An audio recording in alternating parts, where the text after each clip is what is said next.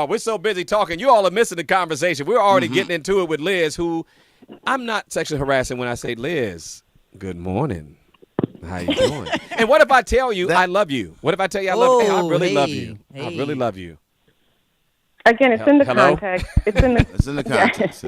It's in the context of which you're saying it. I personally think that those type of statements just it's inappropriate because, again, the subjectivity of it and the perception of it, just to keep yourself out of even the possibility of saying, oh, this person said this. Wow. Because it can be interpreted. And, again, keep in mind, it's not just the two persons that are involved. You can be saying that to me, we're friends and I have no problem with it. But then a third party can be walking by and find that extremely exactly. Okay, Liz, I'm really confused. Very uncomfortable. Because I don't even have a problem with it, but if George happened to hear Michael say that to me. I know, that is really, that's tough. And I do. And I wish you and Michael would stop it because it's offensive and it's creepy. Because I don't love you? Because I don't say I love you? I just think it's inappropriate. But Liz, are you trying to tell me that me and a coworker could be having a conversation that we're perfectly comfortable with? Maybe we have a relationship at the workplace that everybody knows about, and I'm saying things to her that are, kind of intimate. So if a person overhears that can be perceived as sexual harassment? If it's absolutely, if it's say you and that coworker, if you and that coworker and that third coworker, say you're set up in a cubicle type environment where your conversation can be heard by others, right? And you guys are engaging in this type of dialogue on a daily basis throughout the day, throughout the workday. Well, I'm sitting in the cubicle next to you, right? Sure. I'm sitting in the cubicle within earshot of these conversations, and obviously I'm getting annoyed after a while. And if I say to you guys, if you guys can kind of keep that conversation to a minimum, because I can hear you. Okay. Right, and then it continues. I get it. More general question for the people who are listening to the podcast right now.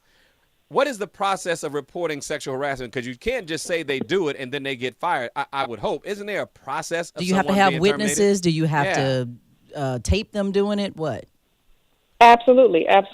One of the biggest things that we say from an HR perspective is to make sure that you write it down, document it. You go through the correct protocol or chain of command, whatever your employee handbook says. The very first thing we like to advise is to say something directly to the person that's doing the harassing. Sure. A lot of times they may not even know that what they've said or done is harassment. So you want to So you want to identify it with the person first. That's your initial point of contact, is the harasser themselves. If it continues, then you continue to go on along the. I have to answer the question I've been asking you guys all day. So, Liz, I made this point. I already know the answer pretty much, but I want to put it out there. Inappropriate dressing, or a woman or a man is dressing too provocatively. The man is wearing tight pants and showing his bulge or whatever. The woman has got her bosoms all pushed up. Even though that's not a reason for sexual harassment, can't a way a person dress be sexual harassment or no? It absolutely can, and that's why a lot of companies, have a dress code. They have a dress code, and they enforce that dress code because you can say, and I've seen a case a couple of years ago where it did happen where a woman was, I think, terminated or reprimanded because of her attire, but on the flip side, she was complaining that she was getting all this unnecessary attention. See, that's what I was talking about. What but about the man point wearing that was made to her was the way she was dressed. All right, I don't wear underwear, right? So, listen. I've noticed it. I know there's a point to this. Hurry up, we only got 30 seconds. But I get rashes from from on my legs from underwear. That's harass, not rash. That's harass. Can I be charged if somebody thinks I'm being inappropriate? I can't. Liz, how can they reach you? In fact, tell them about our guest, Tamara. Let's wrap this up. Go ahead. Elizabeth Liz Pinnock, the principal managing partner of the PinnockHR Group, PinnockHR.